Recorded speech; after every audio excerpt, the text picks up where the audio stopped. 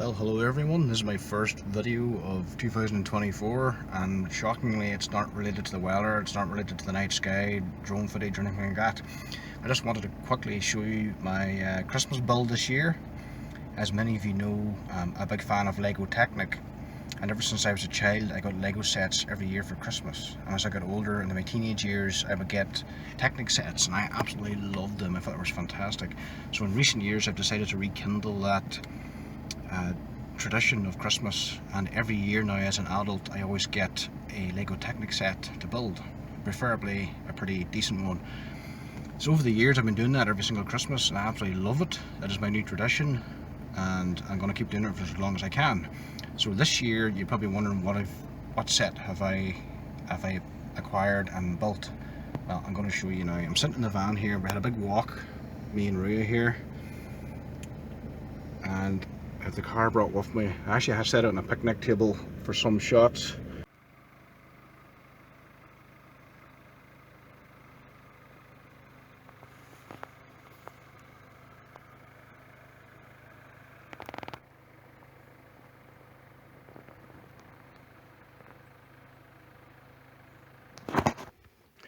So this is the Peugeot 9x8 hypercar from Le Mans 24-hour or Le Mans 24-hour, the famous 24-hour race. I didn't actually know this car existed until I seen the Lego set first, so I had to learn a couple of things about it. Well, it is a hypercar and very, very sleek and quite incredible. So the Lego set actually mimics the real car quite faithfully, which I was impressed by. It's quite a big model. You probably can't do justice to here, but if I put my hand away at the back for sense of scale, and the front has these bars which glow faintly in the dark, which is nice. The hood opens up, the boot opens up, the doors swing open. It has the hand of God steering and all that. It has a Technic suspension on the front and rear, independent suspension, and it has differentials and a fake engine with working pistons.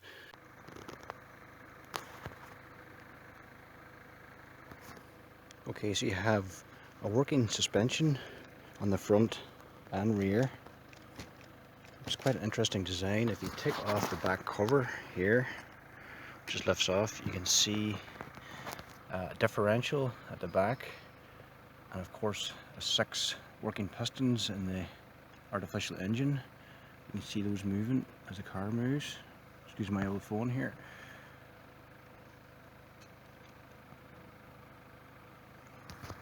I set that back on here, and you have swing doors.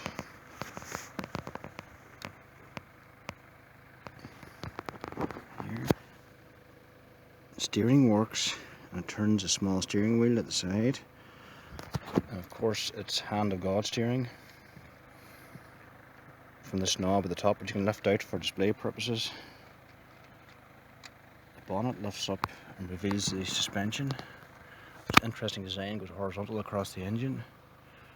Lift down again, and these lights at the front actually glow in the dark. Not brightly, but they glow slightly, which is kind of a nice treat. Looks pretty cool when you display it. And of course the steering wheel moves inside here as you turn the wheels. But it's a very good build. Normally you could in theory build this quite fast if you were going at a quick pace. For some reason I don't understand why you would be, but this took me about 9 nights to complete over the Christmas period.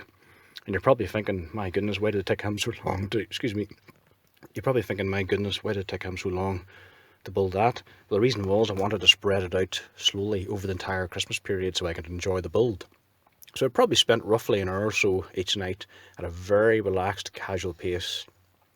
So that way it took a lot longer to build, and I enjoyed every aspect of the build, and it was thoroughly therapeutic and a great way to spend the Christmas holidays, especially since Christmas was entirely cloudy. It was hardly a clear night. There was nothing really of interest in happening in nature anyway, so this was a good way to pass the time. Really enjoyed it. It's quite a big car, and it retails for about £170, although you may be able to get cheaper in certain outlets. And it was only released in May 2023, so it's quite an up-to-date car. So I really enjoyed it. I didn't find it that challenging because I'm used to the bigger sets. There was a couple of interesting moments in it. It was very interesting the way things were put together. You had to apply some of the stickers too. However, I did make a couple of minor mistakes where I had to backtrack and take apart the set and build it again, but it wasn't a big deal. I was lucky enough to catch on quick. But anyway, it's a wonderful car. If you're thinking of getting it, I'd highly recommend it. It's quite big. It makes for a great display piece. And what more can I say, really? Pretty cool back end on it here. It looks slightly like the Batmobile, which is a weird one.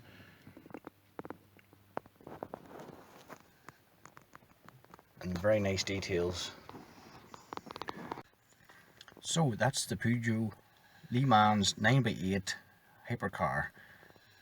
Highly recommended if this is something you're interested in. If you enjoy Technic sets, if you enjoy car models, building something just for the pure therapeutic relaxation part of it, which I really love, then this car is for you. It's very well priced, actually exceedingly well priced for what you get, because there's a lot of pieces in it, and it's very interesting the way it's put together. And they've made a lot of, and of course it's a licensed set as well. Lego Technic actually licensed this from Peugeot themselves, so they work together on the build. So that's this year's build. I'll put it in a display case and keep it for a while. I may sell it down the line, I don't know yet. I may keep it, just depends how I feel. But at the moment it's going to go on display in the house beside my old Technic Mac Anthem truck. Last year I had the BMW Technic motorcycle, which was absolutely brilliant build. Highly recommended. That was quite challenging and an amazing piece of kit when it was finished. Before that I had the Lego Technic Lamborghini Scion, which I consider to be the most spectacular Lego set I've ever built. Incredible set and challenging too, and it took a lot of time, but that's an amazing model. Those supercars are unbelievable. And before that I had the bucket wheel excavator, which was gigantic, and the Arcus, Mercedes-Benz Arcus truck with the pneumatic pumps in it for lifting the arms and all that. That was really cool. That was my first set as an adult in years, that one.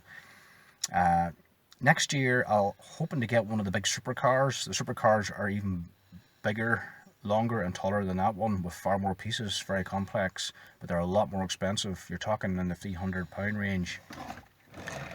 My car tried to drive away there by itself, by the way, the Lego set. Slipped off the dash.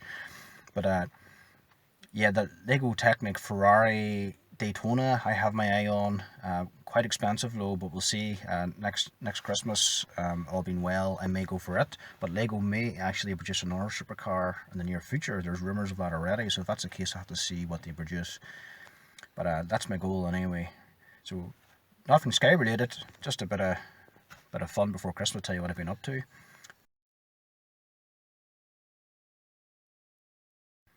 As far as Sky events go, the sky has been very quiet here in Northern Ireland for a long time. The whole November, especially through December period, was really bad. It was just constant cloud, raining, miserable weather. There was just nothing to get excited about, hardly any clear nights, no exciting weather at all. They had one tornado down south in Limerick, which was pretty amazing. It was quite a strong tornado. But apart from that, the end of the year has been very quiet. And now we're into January. Not far off the middle of the month, and we have a minor cold spell affecting Northern Ireland starting on Sunday night into Monday, which is just less than 48 hours away when I'm making this video. So it's not a great setup. There isn't a lot of, it could be very cold, -4, -5 in places, or more during the night where the sky's clear for maybe 4 or 5 days. There might be snow showers from looking at the charts. However, there isn't any great instability with them, so the showers mightn't be as potent and nasty as we're kind of hoping. But it looks like there's going to be isolated snow showers across the country for several days, especially to the north and over high ground. I'm not sure if they'll put down much, but we'll see. I'm planning on going out at least on one of these days and try to get 2024 after a good start and capture something exciting in nature. Get some nice drone footage of any snow-covered landscapes or some ground camera footage. That'd be nice. In the meantime, we probably get some clear skies with this cold spell as well, so I'll be observing a couple of comets. I'll continue to monitor 12P Pons Brooks. After 144P Kushida, which I've never seen before, so it's currently tracking through where? Through Taurus to the east of Jupiter, high up in the evening sky. and it's going to approach the Hyades cluster. So I want to tick that one off my list as a famous periodic comet. We have another one of the Pan-star comets in springtime. 12P Pons Brooks might actually brighten up to within binocular range, and if it goes into one of his famous outbursts, then it could be a very interesting object too. And then we're hoping for more auroras, of course, especially the prime. And based on my previous experience of the years of shooting the aurora, the best auroras at this stage of the year usually happen around the spring equinox. So anytime sort of either side of that, sort of February, March, April, tends to produce the best auroras for this time of year. So we're hoping we're going to get some nice shows, especially with solar maximum really approaching us now. Get some good dark skies, a bit of luck, maybe find some nice foreground, and continue to shoot aurora and shoot time-lapse of the aurora. And of course, that's one of the main goals. I have plenty of telescopic observations of comets and deep sky objects this year. And then of course we have what I'm excited about later this year. You think I'm crazy, we're looking months ahead in the future, but this October we may have a very bright comet on the way called 2023 A3 Sujinon Atlas.